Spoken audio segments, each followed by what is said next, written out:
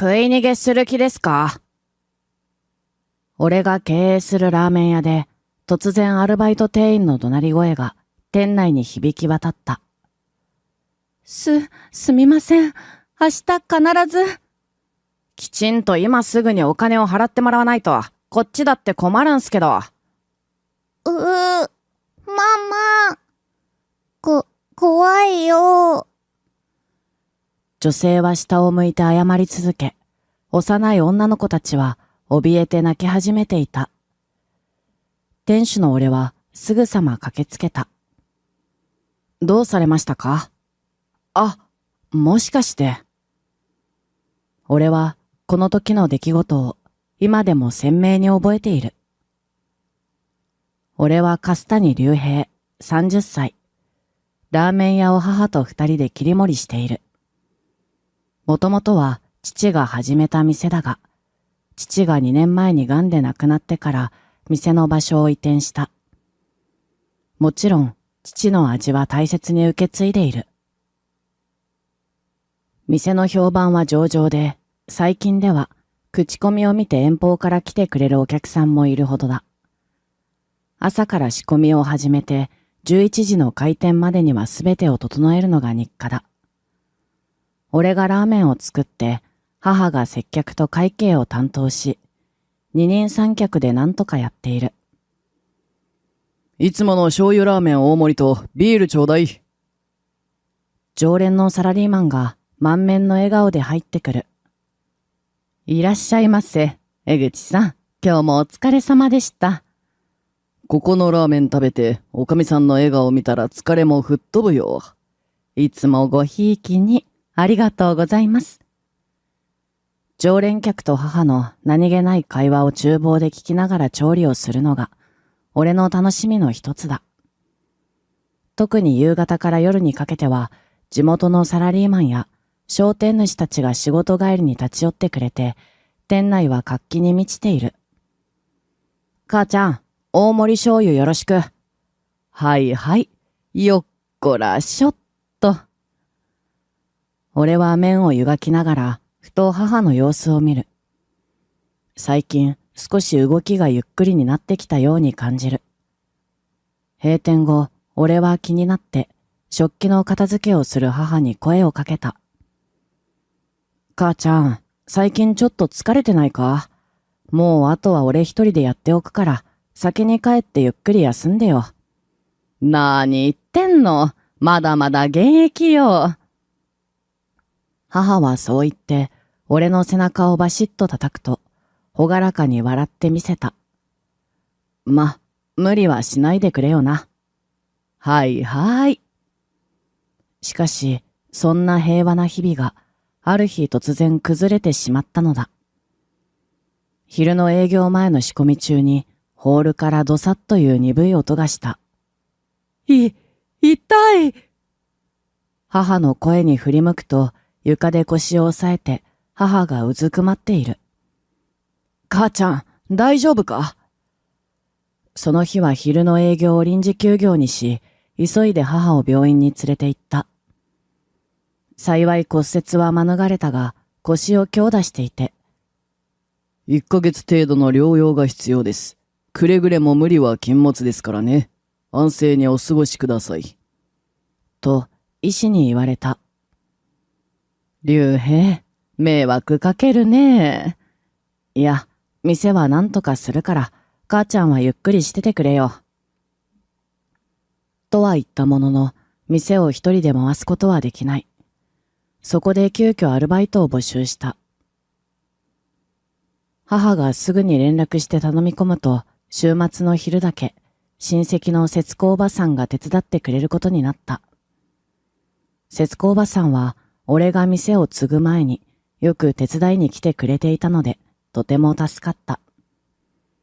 そして夕方からの営業には、大学生の健太という青年が応募してきてくれて、即採用した。これでなんとか今まで通り営業が続けられると思ったんだが。お待ちどうさまーす。健太の棒読みの声がかすかに聞こえる。接客経験がないことは初めから分かっていたが、注文を間違えても気にせず、謝ることはない。何より、お客さんへのそっけない態度に、俺は先行き不安だらけだった。店長、最近なんか店の雰囲気が変わったね。常連のおばちゃんに言われてハッとした。ここ数日で客足が少しずつ減っている気もする。ただ、一人では朝の仕込みから夜の片付けまで全部はこなせない。今、健太を辞めさせたら休業するしか道はなくなってしまう。この店を1ヶ月も閉めるなんてことはどうしても考えられなかった。俺は夕方の開店前にまかないを食べる健太にそれとなく話をした。健太、バイト慣れてきたか？ああ、まあ。健太が来てくれて、なんとか休まずに営業できてるんだ。ありがとな。はあ、別に。恐ろしいほど全く会話にならなかった。こんな関係で注意なんてしたら、すぐにやめてしまうだろうな。それでなくても、健太は常に何かにイライラしている様子だった。俺は接客態度については、おいおい伝えていくことにして、夜の営業をオープンさせた。すいません。チャーシュー麺大盛りまだですか？はーい。ただいまお持ちいたします。健太、これ急ぎで出して。はあ。めんどくさそうにダラダラと動く健太。このままじゃまずい。親父が残してくれた店の評判が落ちてしまう。あとは俺がやっとくから、健太はもう上がって。今日もお疲れさん。明日もよろしくな。ああ、お酒っす。健太は素早くエプロンを脱いで、あっという間に姿を消した。深夜、店の片付けを終えた後、誰もいない店内のカウンターに座り、頭を抱える。思わずため息が漏れた。明日も朝7時からの仕込みが待っている。父ちゃんならどうしていただろう。一人つぶやいた言葉が静かな店内に響いた。翌日、閉店まであと1時間ほどの時間帯。厨房で片付けを始めながら、俺は時々ホールの様子を伺う。店内はまばらなお客さんで、健太が面倒くさそうに接客している姿が見える。最近は、ついに常連のお客さんからも、店長、あのバイト君は愛想がないね。と、はっきりと言われるようになってしまった。なんとかしなければと思いつつも、今は母が戻ってくるまでの我慢だと自分に言い聞かせている。鍋の中のスープを確認していると、店の入り口のドアが開く音がした。いらっしゃいませ。健太の棒読みの声が聞こえる。厨房の窓から見ると、疲れた表情の女性が、双子らしき女の子を連れて入ってきた。三人とも肩を落としている姿が、なんとなく寂しげに見えた。健太の不愛想な接客に、女性は少し戸惑いながらも、2杯のラーメンを注文して、3人で分けて食べ始めた。ママ、おいしいよ。ママも食べて。本当においしい。ね、ママ。ラーメンを夢中ですする子供たちの表情が、なんとも可愛らしかったが、その食べっぷりに、よほど空腹だったと伺えた。そうね、おいしいね。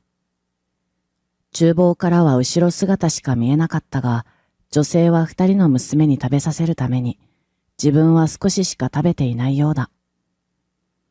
優しい母親なんだな。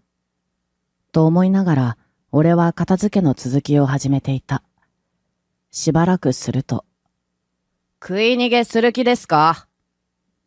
突然、健太の怒鳴り声が店内に響き渡った。明日必ず。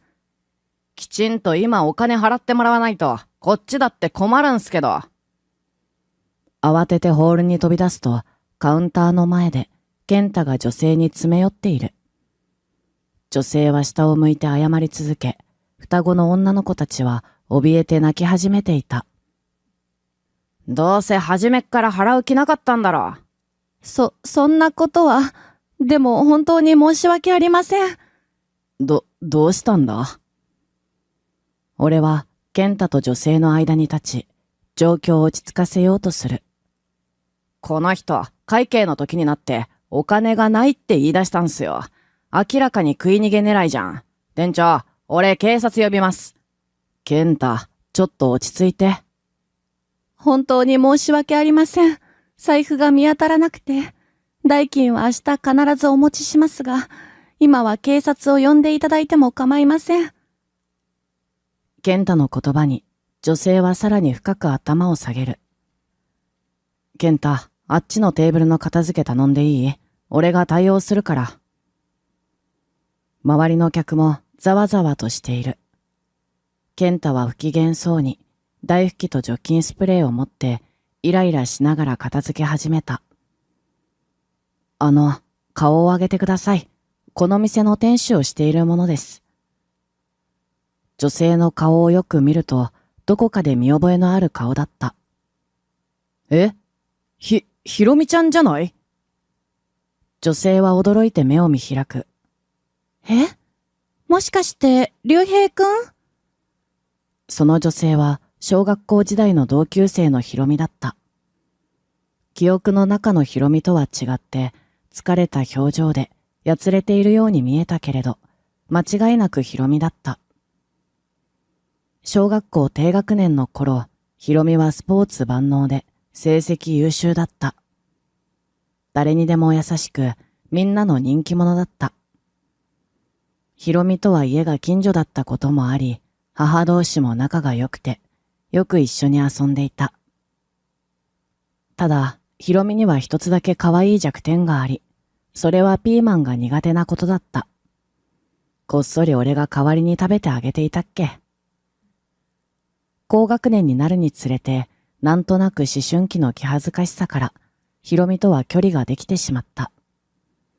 そして、中学校に上がる頃に、ひろみの両親が離婚して、母方の実家へ引っ越してしまったんだ。今思えば、あれは俺の初恋だったと思う。それからは、親同士が年賀状のやり取りをする程度の付き合いになり、ひろみとは疎遠になってしまっていた。ピーマン、食べられるようになったの？思わず口から出た言葉に、ひろみは懐かしそうに微笑んだ。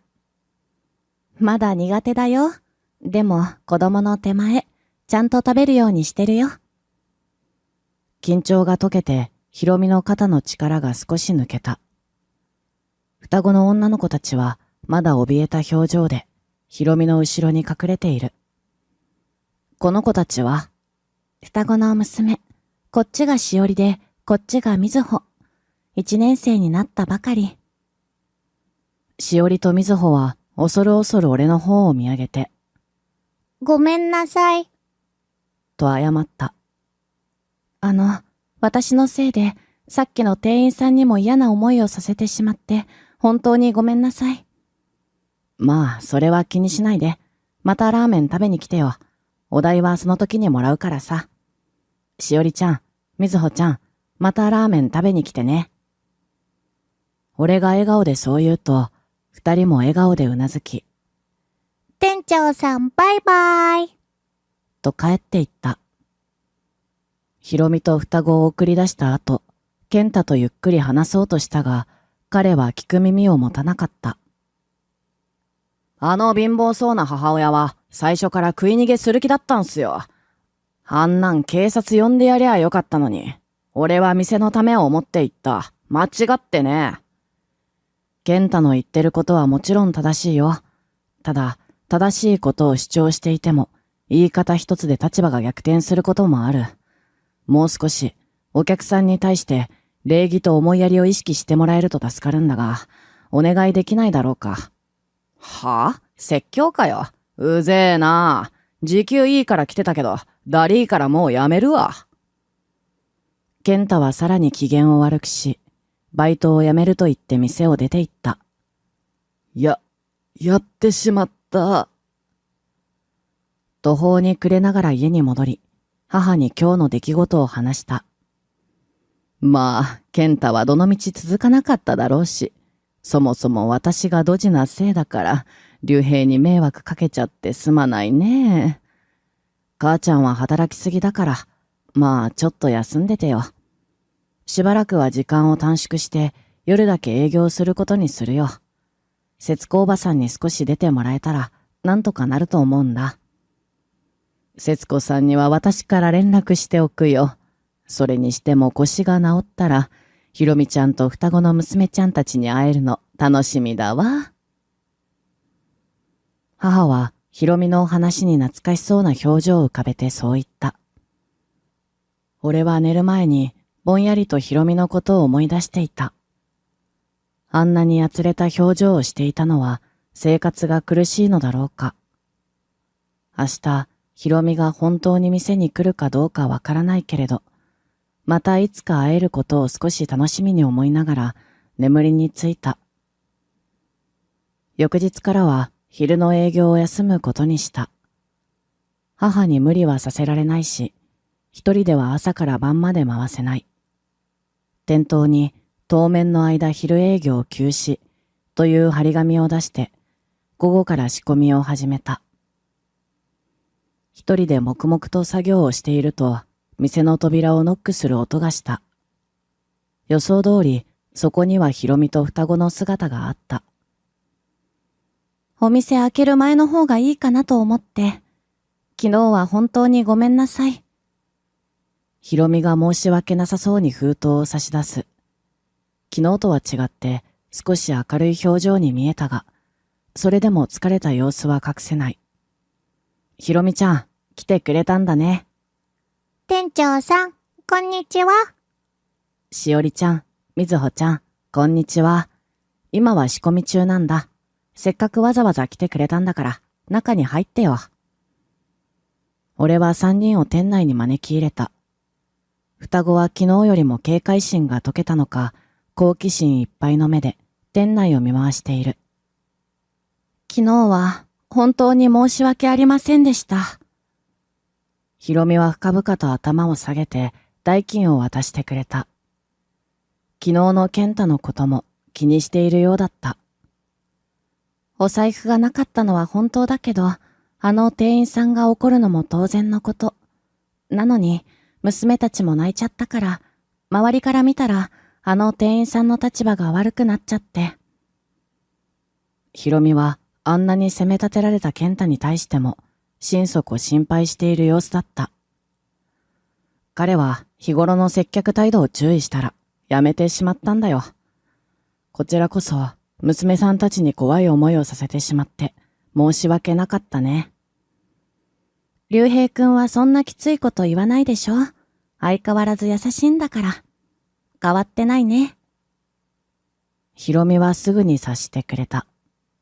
昔から俺の性格をよく知っているひろみは、俺が健太を強く叱ったわけではないことを見抜いていた。そんなひろみの言葉に救われる。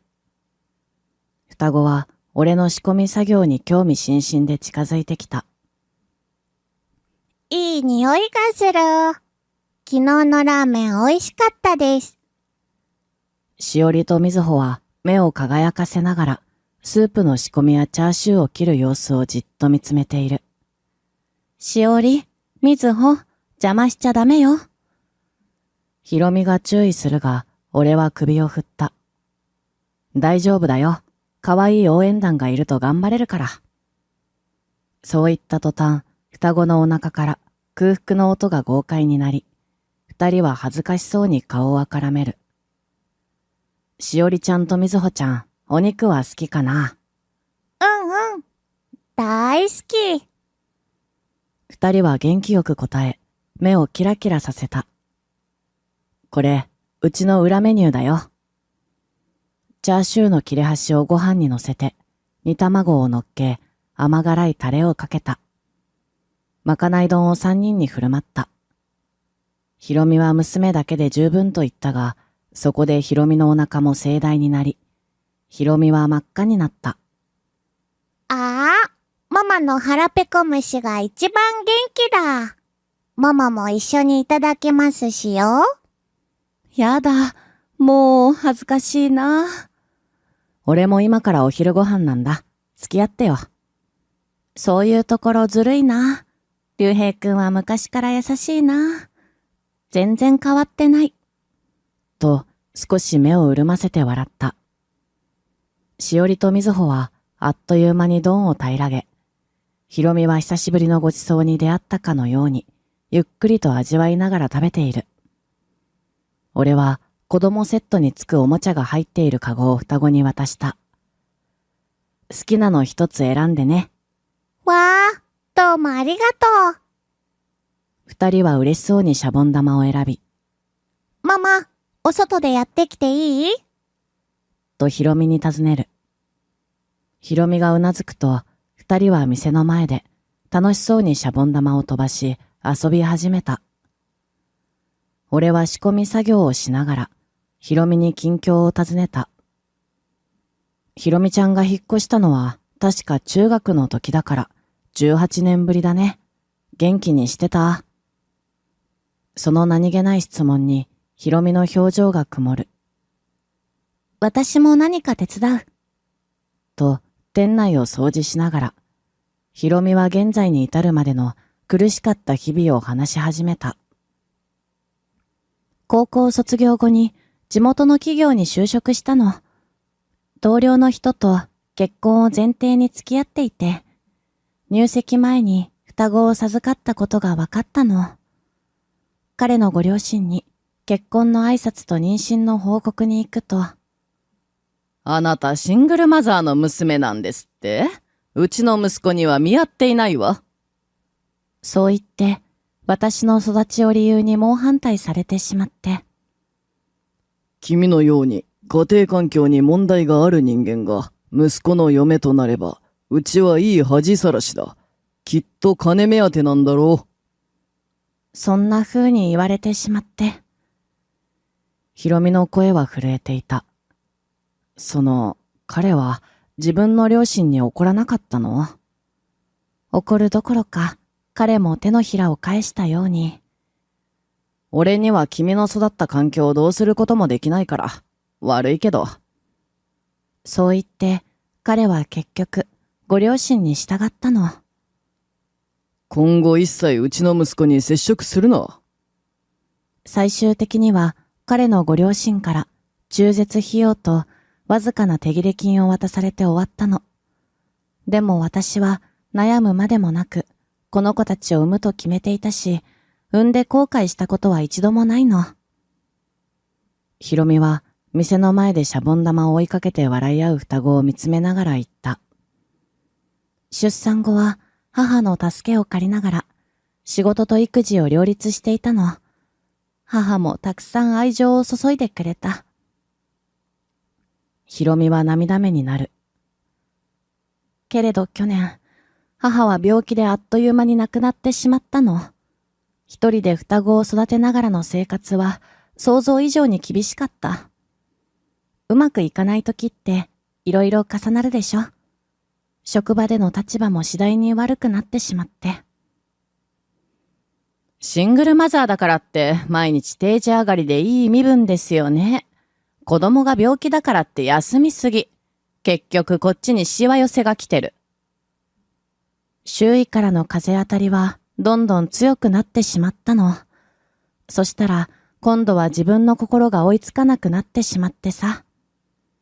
体の不調が続くようになって、上司もこれ以上はかばえないって退職せざるを得なくなったの。自分が選んだ道じゃんって、無責任だって甘えてる場合じゃないのは頭ではわかってるのに。ひろみが無理に笑おうとするのがわかり、俺は胸が苦しくなる。あ、私ばっかり喋ってごめんね。竜兵くんは元気そうだね。まあ、元気でなんとかやってるよ。ひろみの話を聞きながら、自分が恵まれていたことを実感した。確かに父は他界したが、俺は母との二人三脚で店を守ってこられた。突然のバイト店員の退職で途方に暮れていたが、ひろみの苦労に比べれば小さな問題だった。おじさんとおばさんは？親父は2年前に癌で亡くなった。母ちゃんは、実は母ちゃんが腰を痛めてしまって、それで、健太をバイトとして採用したんだけど、俺が全然うまく指導してやれなくて、それで最近、客足も減りつつあるんだ。一人だと昼の営業は諦めるしかなくて、今日から夜の営業のみにしたんだよ。ひろみは話を聞くと、まっすぐな目で俺を見た。ねえ、竜兵くん。もしよければ、お昼だけでも、私にお店を手伝わせてもらえないかな。その言葉に俺は少し驚いたが、ひろみは真剣だった。接客も経理も経験があるし、お役に立てるように頑張るから。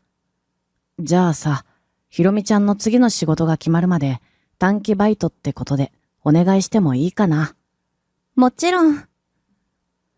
俺はすぐに母に電話をして、経緯を簡単に説明した。子供の頃のひろみを知っている母は喜んだ。あら、ひろみちゃんが？まあ、それは助かるわ。節子さんも夕方は難しいみたいだったのよ。ひろみちゃんなら、小さい頃からしっかり者だったものね。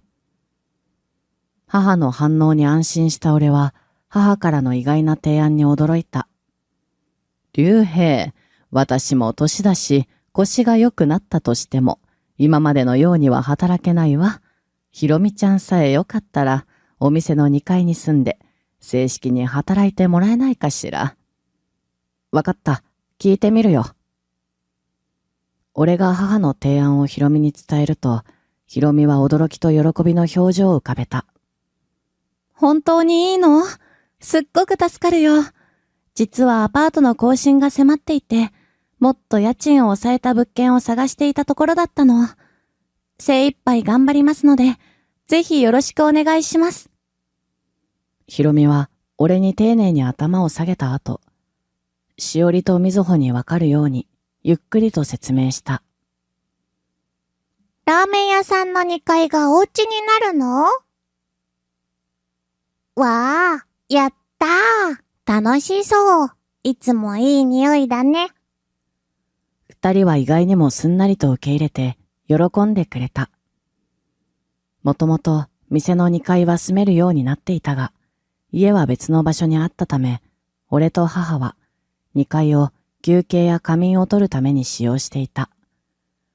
こうして、ひろみと双子が店の2階に住み込みで働くことになった。ひろみのテキパキとした接客と明るい笑顔は常連客にも好評だった。俺も厨房に集中できるようになり、店の雰囲気も元通りに回復していった。店長さん、いい人に来てもらったね。食べに来るのも楽しみになるよ。いつもありがとうございます。母の腰の経過も順調で、しおりとみずほは放課後に店の2階で母と過ごすようになった。夕飯時になると、ひろみは仕事を終えて2階へ行き、双子と過ごす。そのタイミングで母がレジを担当する体制が自然と出来上がった。店は活気を取り戻し、以前にも増して大盛況になった。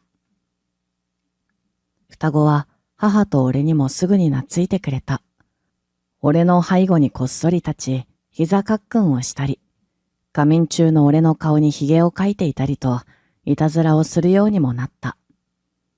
鏡を見て、にゃんだこれはと驚く俺に、ケラケラと笑い転げるしおりとみずほ。ひろみは双子を注意しながらも、そのやりとりを見て、再会した頃よりもずっとよく笑うようになった。昔の面影が蘇るような、あの明るい笑顔だ。気がつけば、俺とひろみは一緒に過ごす時間が長く、距離も自然と近くなっていた。心の中ではすでに認めていたが、俺はひろみに新しい感情を抱き始めていた。店が定休日のある日の午後のことだった。ピカピカになった。しおりとみずほの嬉しそうな声が店内に響く。ひろみは日頃の感謝を込めて、双子と一緒に店の隅々まで掃除をしていた。しおりとみずほは小さな雑巾を握りしめ、一生懸命に椅子を拭いている。ひろみは窓ガラスを磨きながら、時々双子の様子を微笑ましく見守っていた。そこに突然、店の扉が開く音がした。すみません。今日は定休日。あ、ひろみが扉の方を向くと、そこには健太と二人の若い男たちが立っていた。明らかに酒に酔っている様子だった。ひろみは素早く動いた。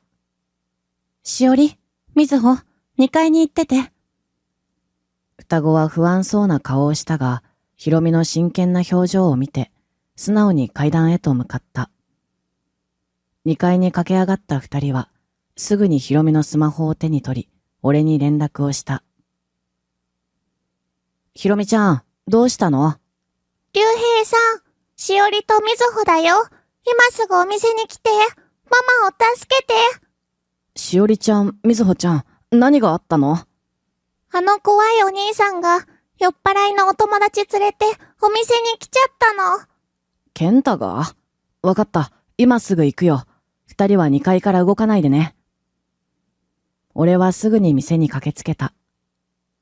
その頃、店内では、健太の表情が険しくなり、ひろみに、食い逃げ犯のくせに。と声を荒げていた。お前のせいで俺はバイトを辞めさせられたんだぞ。とひろみに詰め寄る。確かに、あの日は私の不注意で、ご迷惑をおかけして申し訳ありませんでした。ひろみはひるむことなく、あの日のことを謝罪した。どうせそうやって下手に出て、店長の懐に入ってうまいことやってんだろ。あのおっさんぼーっとしてっからな。ちょろいもんな。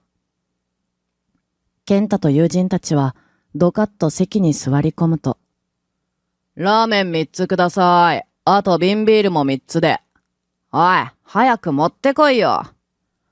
健太は椅子を蹴飛ばし、大きな音が店内に響いた。友人たちも笑って立ち上がり、暴れ始める。やめてください。ひろみの声が響く。俺は10分後に店に到着し、店内の光景を見て肩を落とした。やっぱり、一足遅かったか。そこには、目を回し参っている健太の姿と、周りには健太の友人たちがうずくまっていた。あ、竜兵くん、どうしたの？ひろみちゃん、もうその辺で。俺が苦笑いをすると、はっと我に返り、しまったという表情のひろみ。あ、つい、皆さんが血気盛んに暴れてしまったので、大丈夫？立てますか？と、健太を覗き込み、手を差し出すひろみ。うっせえ。おい、帰るぞ。健太はひろみの手を振り払い、友人たちを連れて、すごすごと店を出る。健太。俺が呼び止めると、健太はこちらを振り返った。今度、ラーメン食べに来いよ。健太は小さく頭を下げた。竜兵さん。双子が2階から駆け下りてくる。竜兵さんがやっつけてくれたの？すごい、強いんだね。双子は興奮気味だった。いや、ひろみと目が合うと、人差し指を口元に置いて、内緒のポーズをした。お店の椅子を蹴り飛ばされてしまって、止めたら暴れ出しちゃったので、つい。えへへ。実は、ひろみは子供の頃から空手を習っていて、とにかく強かったのだ。特に弱い者いじめを目にすると、上級生であろうが、お構いなしに向かっていくほどだった。ひろみちゃん変わってないね。そう言うと、ひろみと二人で大笑いした。母には大丈夫だと報告し、4人で店を片付けた。ひろみちゃん、休みの日はきちんと休んでよ。竜兵くんは本当に優しいね。さっきの子にまたラーメン食べにおいでって言ってたよね。大切なお店をこんな風にされても、あんな風に言える人、なかなかいないよ。ひろみちゃんが懲らしめてくれたから気が済んだだけだよ。俺は少し真面目な表情になって続けた。それに、ひろみちゃんは自分のことなら何を言われても、いつもただじっと耐えていただろう。財布がなかった日もそうだった。今回だって、店やしおりちゃんとみずほちゃんを守るためにしたことだって、俺はわかってるから。ひろみは目を潤ませた。ありがとう。しおりとみずほが手伝ってくれたおかげで、店はいつも以上に綺麗になった。しおりちゃんとみずほちゃん、お礼に何かおやつを買いに行こう。何がいいかな？しおりアイスがいい。みずほもアイスがいい。俺たちは4人で近くのコンビニにアイスを買いに行き、コンビニ前の公園で並んでアイスを食べた。夕飯、よかったら私に作らせてください。久しぶりにママの餃子が食べたい。みずほもママの餃子が食べたい。じゃあ、家で作ってよ。母さんも喜ぶよ。買い物して帰ろう。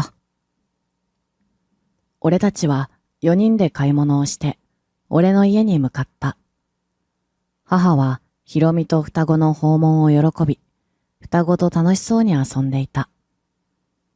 ひろみの餃子は驚いたことに皮から手作りだった。この餃子はお母さんから教わったレシピなの。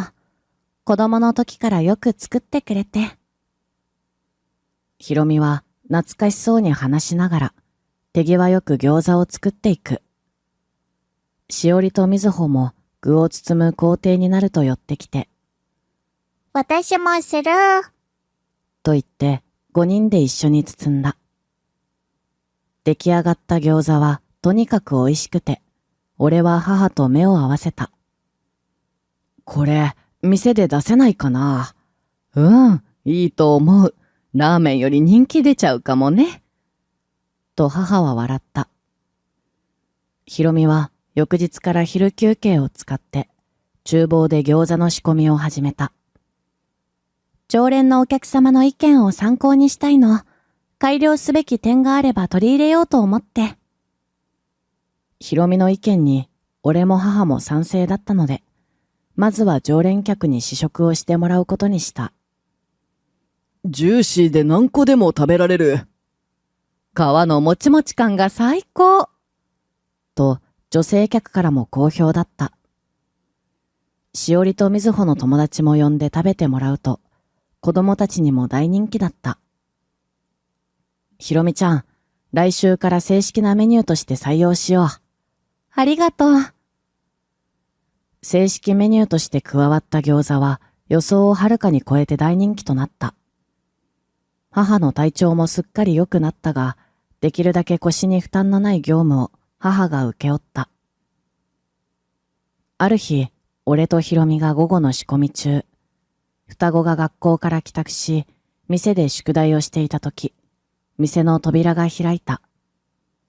そこに立っていたのは、健太と友人たちだった。健太、この間は本当にすみませんでした。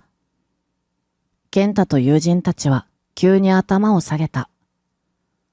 俺とひろみは驚き、しおりとみずほは俺の後ろに隠れて険しい顔で見ている。女の子たちにも怖い思いをさせてしまって本当にすみませんでした。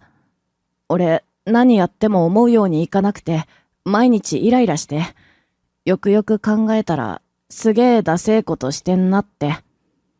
店長は多分そんな俺に気づいてて、いつも優しかったのに。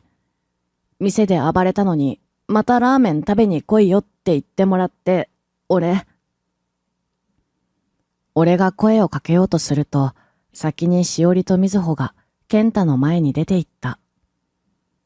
ごめんなさいが言える子はいい子だってママがいつも言ってるよ。だから許してあげるね。でも、お兄ちゃんたちがまた悪いことしたら、また竜兵さんに懲らしめてもらうんだから。二人は得意げに言った。健太と友人は首をかしげて、俺とひろみを見る。俺とひろみは思わず人差し指を口に当てて、内緒のポーズをした。健太と友達もラーメン食うか？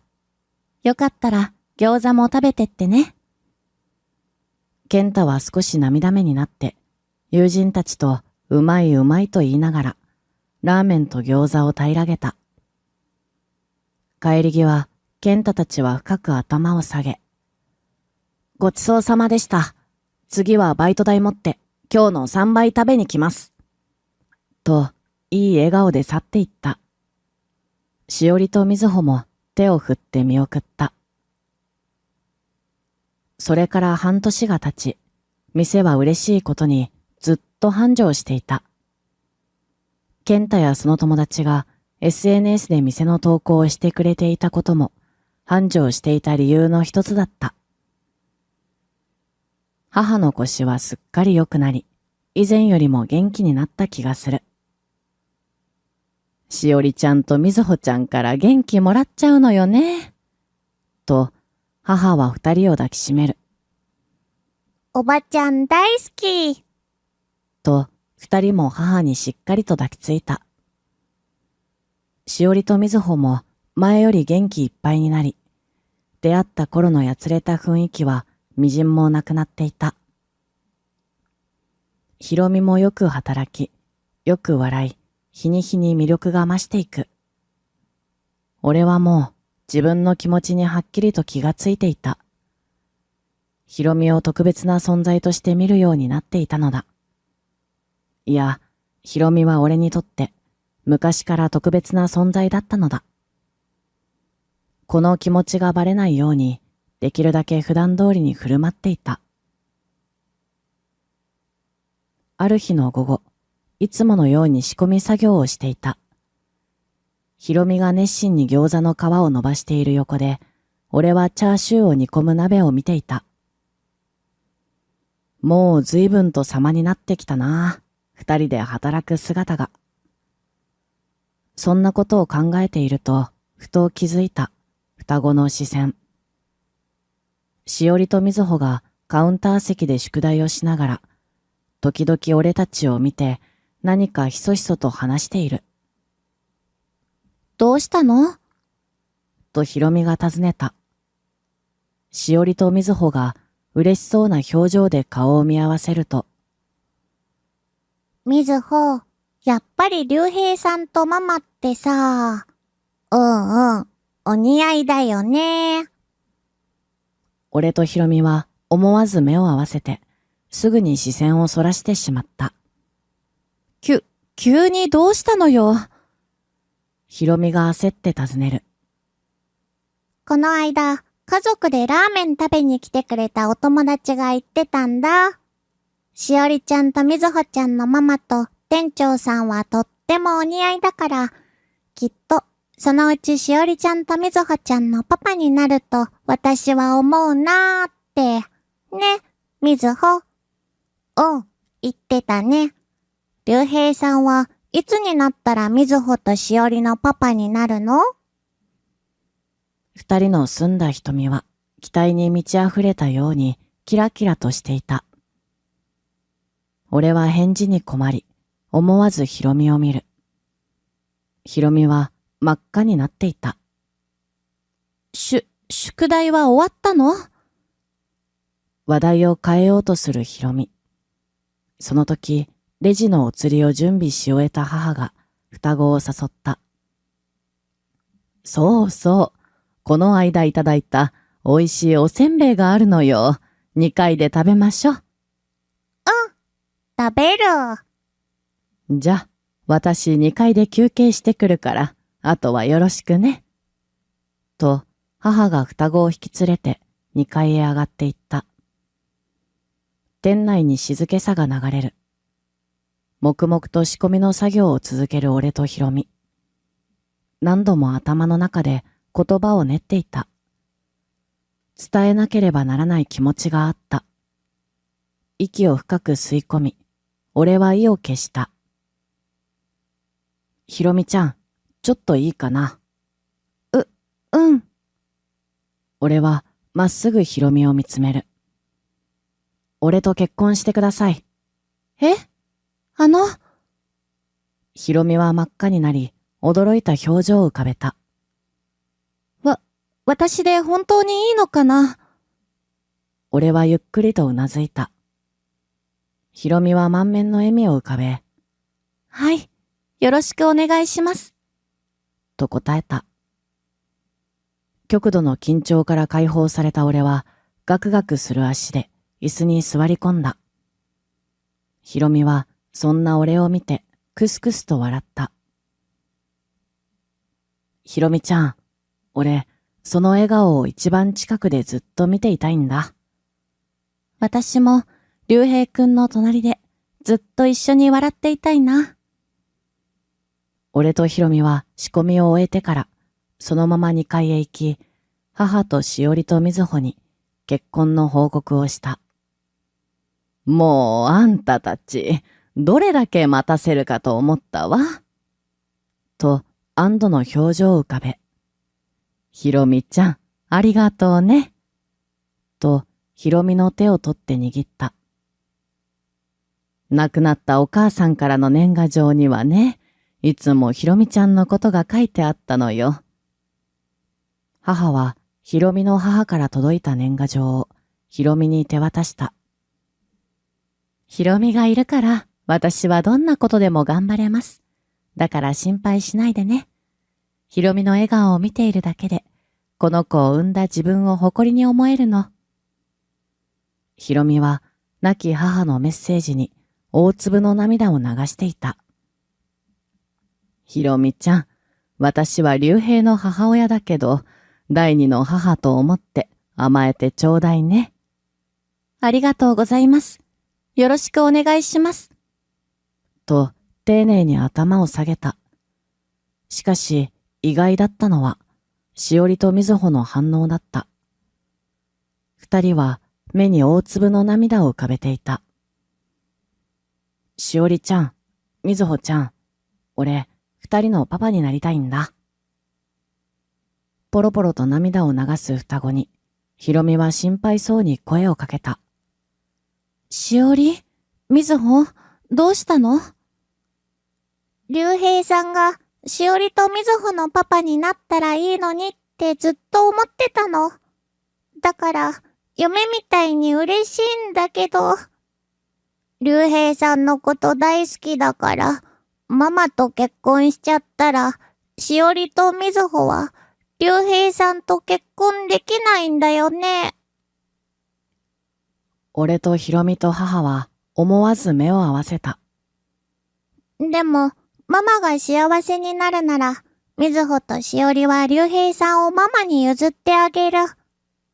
だからこれは、とっても嬉しい涙と、ほんのちょこっと悲しい涙なの。俺は二人を強く抱きしめた。この世に、こんなにも愛おしい存在がいるなんて。俺はこの時、初めて知った気がした。人生初めてのモテ期だ。そう言って号泣する俺を見て、ひろみと母は、早速の親バカだねと、クスクスと笑った。それから俺たちは、家族だけで結婚式を挙げた。純白のドレスに身を包んだひろみは、眩しいくらいに美しかった。ママ、とっても可愛い。お姫様みたい。パパ、とってもかっこいい。王子様みたい。しおりはピンク、みずほは黄色いワンピースに頭に大きなリボンをつけて幸せそうに笑う。二人はまるで妖精のように可愛らしかった。母は父とひろみの母の写真を胸に抱き、涙を拭って祝福してくれた。あれから3年の月日が流れた。店は地元でも有名な人気店となり、ランチタイムもディナータイムも常に満席の盛況ぶりとなった。特にひろみの手作り餃子は母の予想通り店の名物となり、週末にはわざわざ遠方から食べに来てくれるお客さんもどんどん増えていった。しおりとみずほは小学4年生になった。少しお姉さんになったかと思いきや、いたずら好きな性格は健在。先日も俺が仮眠をとっている間に、こっそり額に麺と油性ペンで書かれ、気づかずに店に出て接客し、お客さんに大笑いされる一幕もあった。それでも週末の忙しい時間には、二人は率先して店の皿洗いや、お客さんが帰った後の片付けを手伝ってくれる。小さな手でテキパキと動く姿に、しおりちゃんとみずほちゃんは偉いね。と常連客たちも感心して声をかけてくれる。ママ、ここは私たちが片付けるから。ママは座って餃子包んでていいよ。しおり、みずほ、いつも本当にありがとうね。ひろみは大きなお腹で無理のない範囲で働いている。孫が3人とも成人するまでは。と母もまだまだ元気で店で活躍している。母とひろみの関係は実の親子のように仲良しで、休憩中に喫茶店に行くと二人ともなかなか帰ってこないほどだ。店長、いつものチャーシュー大盛り3つと餃子6人前で。威勢のいい声とともに、健太が友人たちと店に入ってくる。大学を卒業後、地元の建設会社に就職した健太は、同僚や後輩を連れて、よく店に足を運んでくれるようにもなった。健太くん、いらっしゃい。ひろみさん、いよいよですね。お体大丈夫ですか？あの頃の態度はどこへやら。今では気遣いのできる青年に成長した健太。しおり、みずほ、これどうぞ。娘たちに必ず差し入れをくれる。ケンタ兄に、ありがとう。あの日の健太の暴走が結果的に俺とひろみを結びつけるきっかけになったことを思うと、不思議な縁を感じずにはいられない。閉店後、俺は一日の疲れを癒すように、店の前に立って夜空を見上げた。そこにひろみが寄り添ってくる。パパ、お疲れ様。ママもお疲れ様。今日も忙しかったね。うん、今日も一日幸せでした。星が美しく輝いていた。人生は何が起こるかわからない。初恋は実らないって聞いたことがあるけど、俺の初恋の相手は今日も元気に俺の隣で笑っている。俺たち家族の新しい物語はまだ始まったばかりだ。これからもたくさんの笑顔とともにこの幸せな日々は続いていく。